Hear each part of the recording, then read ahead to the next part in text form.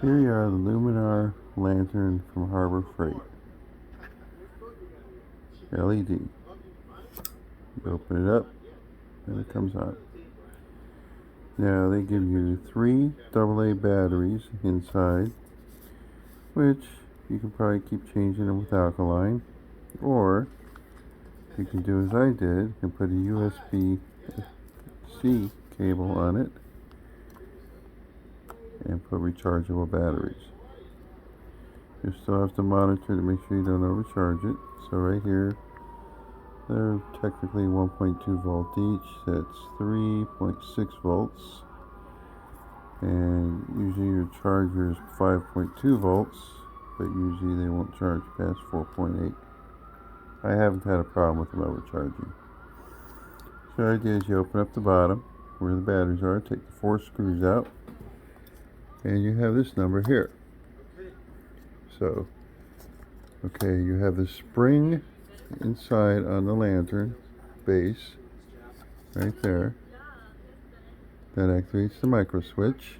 For when you open it, it turns it on. There's the micro switch right there.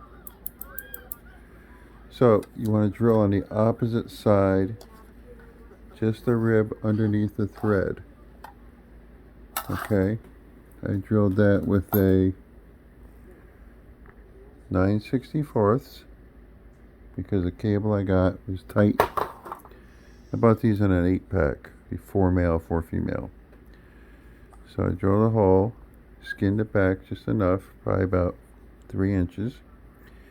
I put a dab of super glue on it after I pushed it through, gave it a circle twist, and let it set.